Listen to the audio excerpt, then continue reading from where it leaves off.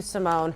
Well, now to a story that you'll only see here on NBC 12. The Petersburg Police Chief is opening up about the tragic loss of his own son, killed in a horrific crash on I-95 in Richmond 1 year ago. Travis Christian Jr. was just 31 years old. He was behind the wheel when he veered off the road, overcorrected, and landed on the Jersey wall. He was able to get out, but that's when the story takes a devastating turn.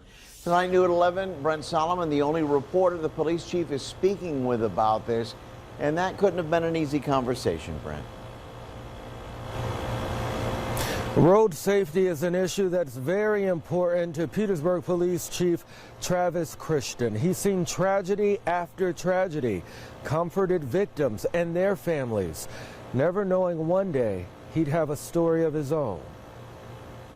It's one of those situations as a parent that you never would imagine having to go through. You know, none of us could even imagine having to bury a child. Petersburg Police Chief Travis Christian has seen better days. It's a very difficult moment to deal with. It's a difficult week for me. He stays strong, knowing that's what his son would want. It's been a year now since he got the news.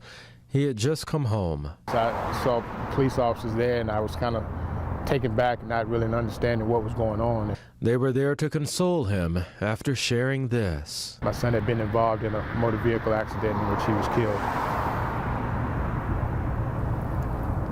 Since that time, Christian hasn't said much publicly until now. 31-year-old Travis Christian Jr. was on I-95 in Richmond, headed north to his home in Ashland. He veered off the road onto the right shoulder, overcorrected, and landed on the Jersey wall. He was actually able to make it out of his car. While trying to get help, Christian says two vehicles struck his son, one of them a semi. Value life. Life is precious. And love your kids.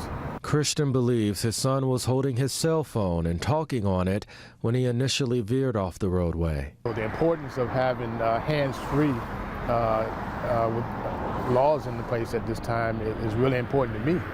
You know, I can understand now why that's so important to everybody, because it hit home. 1 year since the tragedy, this sign now visible at the scene, just before the Arthur Ashe exit.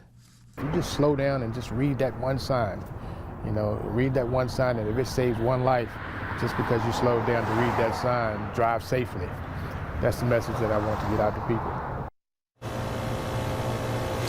The drivers who struck Christian both stopped at the scene, so neither had to be charged. Tonight, the police chief is hoping his story will inspire all drivers to be attentive at all times.